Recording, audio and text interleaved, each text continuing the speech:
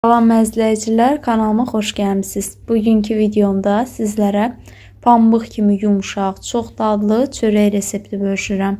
Sizdən xahişim olur ki, videonu bəyənib sona qədər izləməyi unutmayın. Deməli, bunun üçün ilk öncə qaba 1 çay qaşığı quru maya, 1 çay qaşığı şəkər tozu tökürəm və 200 ml stəkandan 1 stəkan yarım ilıq suyu da bura tökürəm. Və bunları çırpıcı ilə qarışdırıb təxminən 2-3 dəqiqə mayanın suda həll olmağını gözləyirəm. Çalışın suyu tökəndə fikir verin ki, nə çox ilıqdan elə bir soyuq kimi olmasın su, nə də çox elə bir qaynar kimi olmasın. Yəni tam ilıq olmalıdır ki, maya özünə gəlsin. 2-3 dəqiqə keçəndən sonra 500 qram unu, yəni yarım kilo unu da bura əlavə eləyirəm və üzərinə 1 çay qaşığı dolu duzu da töküb xəmirimi yoğurmağa başlayıram. Məndə elə bir 500 qramdan biraz artıq getdi un. Təxminən bir yarım stəkan kimi də artıq tökdüm. Sizdə bu ola bilər ki, biraz fərq olsun. Yəni ola bilər ki, biraz çox getsin un və yaxud da az getsin. Bu unların növünə görə dəyişir. Hamıda fərqli ola bilər. Xəmiri bir neçə dəqiqə yaxşı yoğurmaq lazımdır. Özünüz də görəcəksiniz ki, cüzi ələ yapışqan yumuşaq bir, gözəl bir xəmir alınır.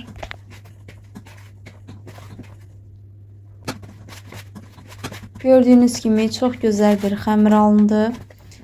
Və qabın içərisinə biraz un səpib xəmiri buraya yerləşdirirəm ki, xəmir elə bil ki, qabın içərisinə yapışmasın, rahat çıxsın. Üzərini də bir dəsmalla örtüb, ilıq yerdə təxminən 2 saat mayalandırıram.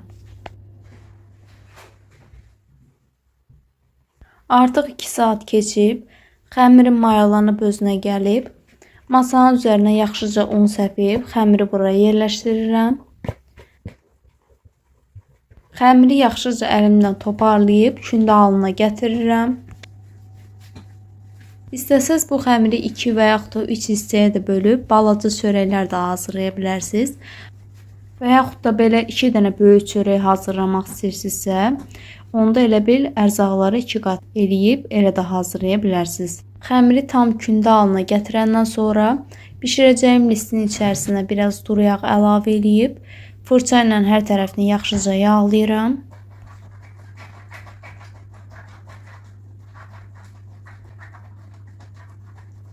Listi yağlayandan sonra xəmiri buraya yerləşdirirəm və əlimlə başlayıram ehmalca yavaş-yavaş xəmiri geniş açmağa.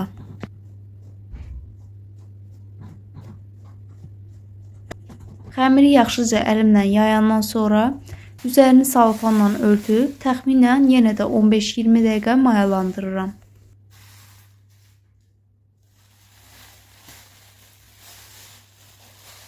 Artıq 20 dəqiqə keçib, xəmir üzərindən salafanı götürüb, bir ədəd qırdığım yumurtanı xəmirin üzərinə çəkirəm.